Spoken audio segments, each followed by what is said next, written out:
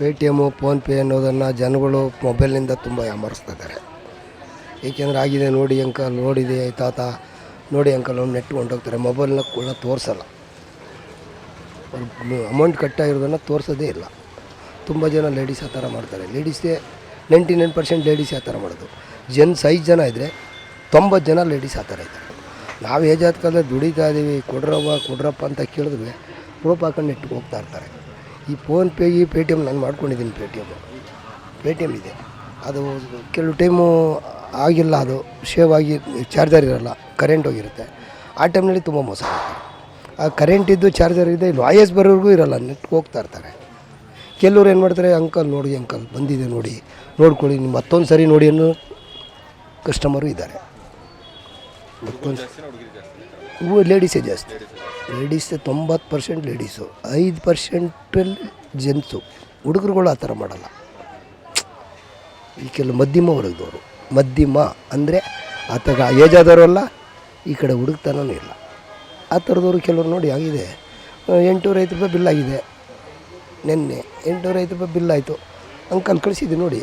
ಸ್ವಲ್ಪ ವಾಯ್ಸ್ ಬಂದಿಲ್ಲ ಕಣಪ್ಪ, ಇಲ್ಲಿ ವಾಯ್ಸ್ ಬಂದಿಲ್ಲಪ್ಪ ನನಗೆ. ವಾಯ್ಸ್ ಬಂದರೆ ಹೋಗು, ನನಗೇನು ಬೇಡ ಅಂತ ಹೇಳಲ್ಲ. ವಾಯ್ಸ್ ಬಂದಮೇಲೆ ಇಲ್ಲ ಬಂದಿದ್ದೇನೋ, ನಾನು ದುಡ್ಡು ಏನು ಮಾಡಲಿ, ಕಟ್ಟಾಗ್ಬಿಡೋದೆ ಅಂತ ಜೋರು ಮಾಡೋದು. ನಾನು ಏನು ಮಾಡೋಕ್ಕಲ್ಲಪ್ಪ, ನಾನು ಇಲ್ಲಿ ಪೇಟಿಎಮ್ ಸ್ಪೀಕರ್ ಇಟ್ಟಿದ್ದೀನಿ.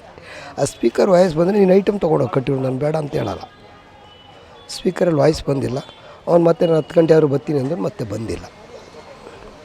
ಈ ಥರ ಫುಲ್ಲು ಈ ಫೋನ್ಪೇ ಪೇಟಿಎಮ್ನಿಂದ ತುಂಬ ನಮ್ಮಂತೆ ವರ್ತಕರಿಗೆ, ಬಡವ್ರ ಬಗ್ಗೆ ಜೀವನ ಮಾಡೋರಿಗೆ ತುಂಬ ಕಷ್ಟ. ಈ ಪುಟ್ಟಬಾದಲ್ಲಿ ಎಷ್ಟು ಜನ ಜೀವನ ಮಾಡೋರೆ, ಅವ್ರಿಗೂ ಅದೇ ಥರ ಮಾಡೋ. ಒಂದು 5 ಜನ ಬಂದಾಗ ಆ ಥರ ಹಿಂಸೆ ಇದೆ, ಹಿಂಸೆ ಕೂಡ ಜಾಸ್ತಿ ಇದೆ. ಆದಷ್ಟು ಪೇಟಿಎಮ್ಮನ್ನು ಈ ಫೋನ್ಪೇಯನ್ನು ತೆಗೆದಾಕ್ಬಿಟ್ಟು ಮೊದಲು ಯಾವ ಥರ ಇತ್ತು ಚಲಾವಣೆ, ಆ ಥರ ಕೊಟ್ಟರೆ ನಮ್ಮ ಹಣ ನಾವು ಈಸ್ಕೊಂಡು ನಾವು ಕೊಡ್ಬೋದು.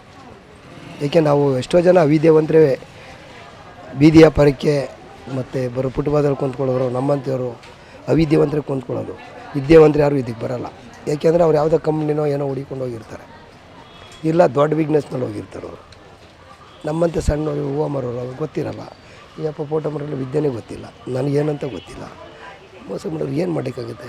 ఇప్పుడు 2004 ಯಾವ ಥರ ಇರುತ್ತೋ ಭಗವಂತ ಇಚ್ಛೆ, ಆ ಶಿವನಾರಾಯಣ ಭಗವಂತ ಜನಗಳಿಗೆ ಒಳ್ಳೆ ಬುದ್ಧಿ ಕೊಟ್ಟು, ಒಳ್ಳೆ ಸಹಕಾರ ಕೊಟ್ಟು, ಒಬ್ಬರು ಮೋಸ ಪಡೋದು ಬೇಡಪ್ಪ, ನಮ್ಮ ಥರನೇ ಎಲ್ಲರೂ ಬದುಕಲಿ ಅಂತ ಆಶೀರ್ವಾದ ಕೊಟ್ಟ ಭಗವಂತ ಜನಗಳಲ್ಲಿ ಅದೊಂದು ಒಳ್ಳೇದು ಮಾಡಿದ್ರೆ ಸಾಕು. ಮತ್ತು ನಮ್ಮ ರಾಜ್ಯದಲ್ಲೂ ಅಷ್ಟೇ, ಅವ್ರಿಗೆ ನಮಗೆ ಮೋದಿಯವರು ಒಳ್ಳೇದು ಮಾಡಿದ್ರು. ಆದರೆ ಏನು ಮಾಡೋದಂದರೆ ಇವೆಲ್ಲ ಮಾಡಿದ್ದು ನಮ್ಮಂಥವ್ರಿಗೆ ತುಂಬ ಹೊಡೆತ ಮಧ್ಯಮ ವರ್ಗದವ್ರು ತುಂಬ ಹೊಡೆತ.